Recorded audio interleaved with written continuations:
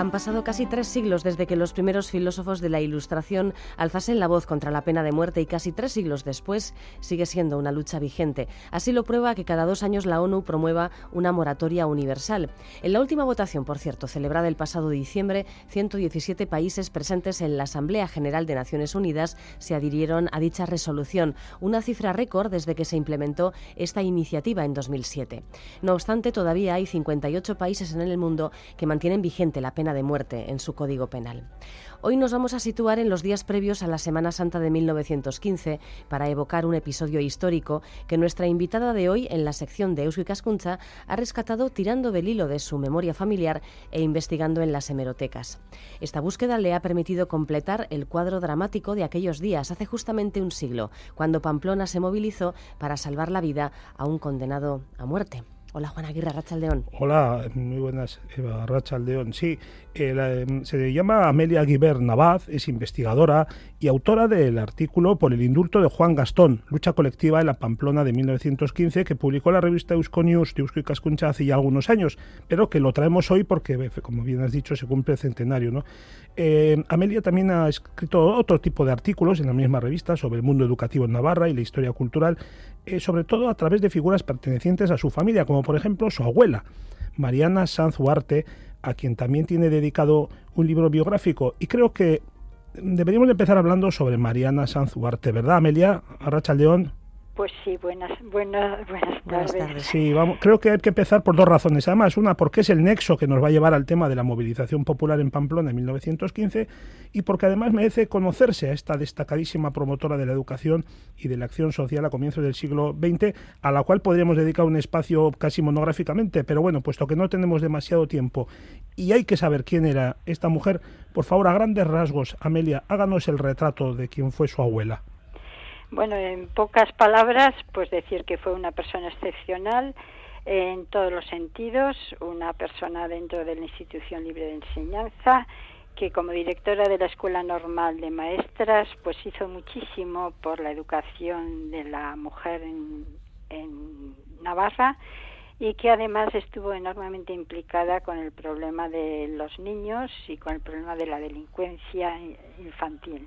Entonces, este artículo del que vamos a hablar va en gran parte explicando, no sé, como un hito que explica toda la actividad de Mariana Sanz en relación a prevenir la delincuencia y de rehabilitar a los delincuentes. Entonces, esto fue indudablemente un hecho tan trascendente en la vida de Mariana Sanz que por eso no pasa desapercibido y por eso tiene una gran presencia en la biografía que he hecho de Mariana Sanz.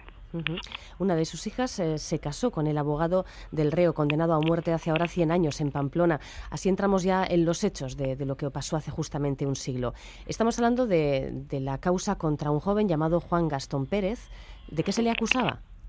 Bueno, se le acusaba de haber asesinado a 2 hermanos en una borda cerca de San Juan de Luz, en la villa de Sara, y de haber provocado las heridas a la mujer de uno de ellos.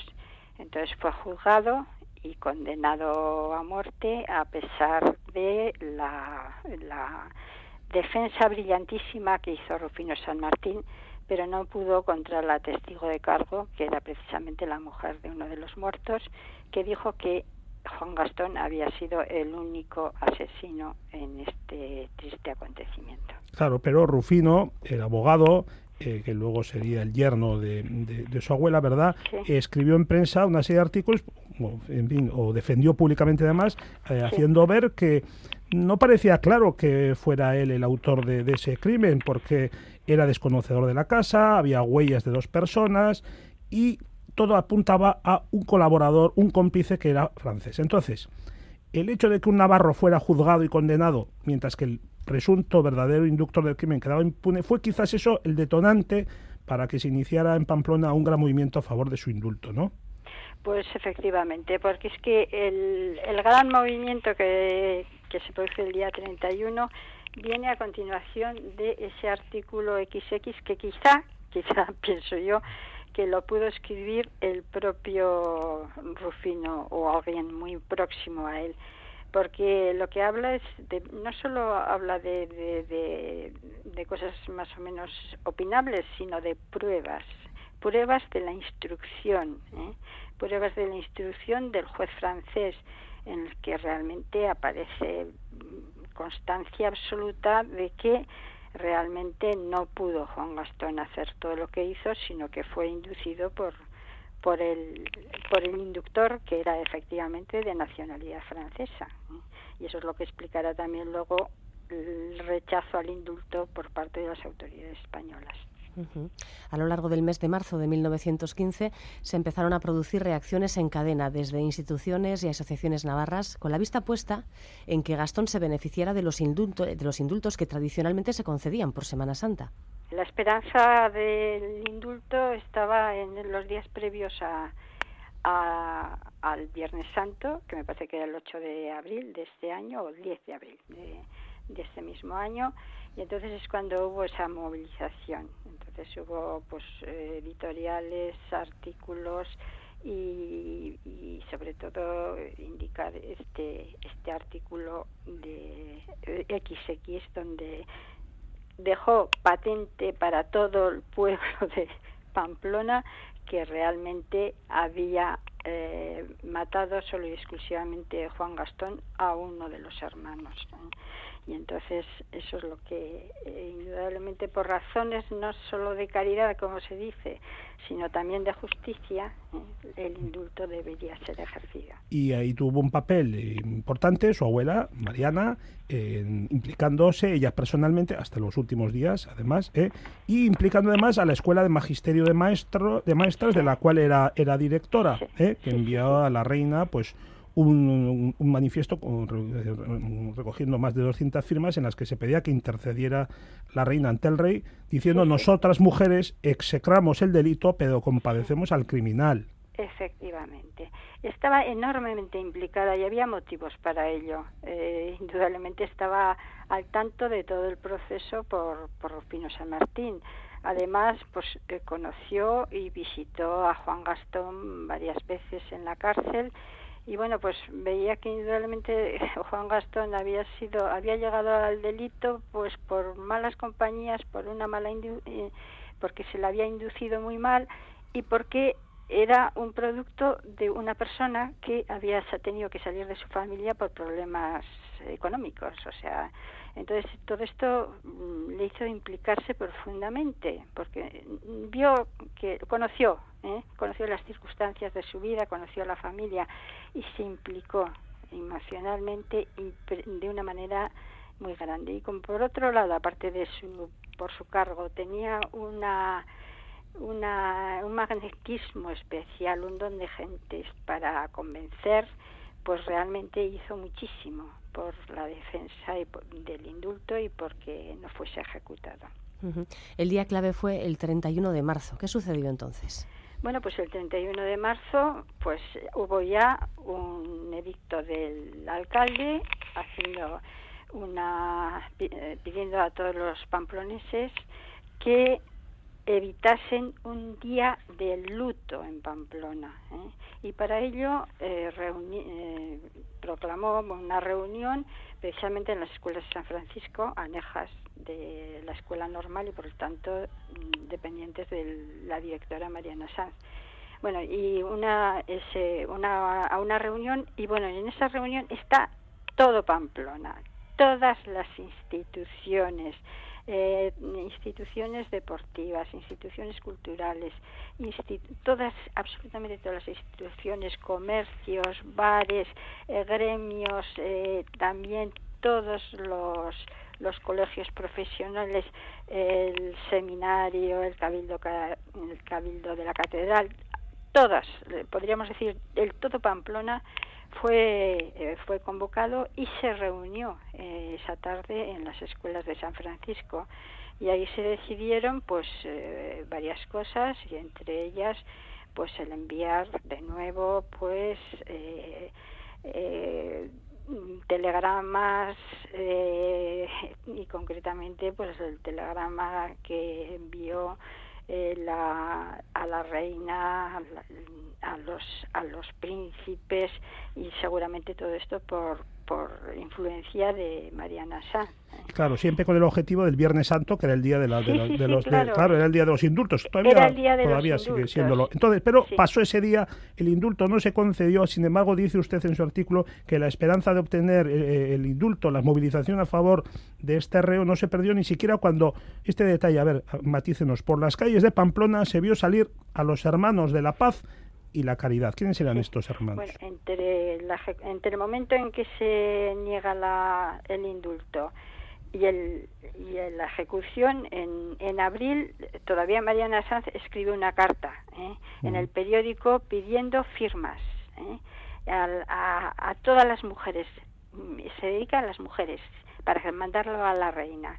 Y bueno, y tengo que decir que se recogieron 6.000 firmas de mujeres.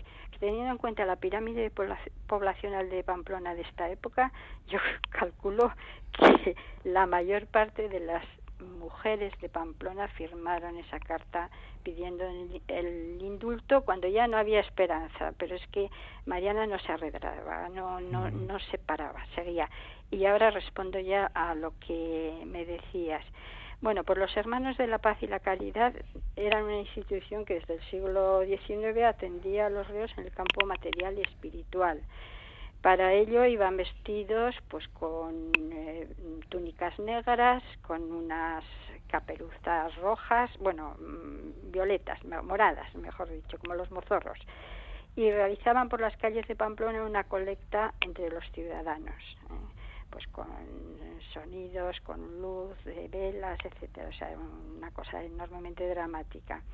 Acompañaban al preso hasta el momento de la ejecución. Y en el último momento decían al reo la frase que se convierte en su lema: ten valor y confía en Dios. Una cosa verdaderamente espeluznante, ¿no? ¿Y qué ocurrió? ¿Cuándo le ejecutaron a este hombre? Bueno, pues la esperanza siguió adelante. Incluso el mismo día 8 del día de la ejecución aparece en el periódico una entrevista pidiendo el indulto, en la que el presidente de la Diputación de Navarra, en representación de las corporaciones de Navarra, Vizcaya y Álava, presenta directamente al rey, que estaba en Donosti en ese momento, la petición del rey. El rey se lo escabullió, se lo pasó a dato y se dijo que no se podía, y la razón siempre era Francia. Francia se oponía al indulto.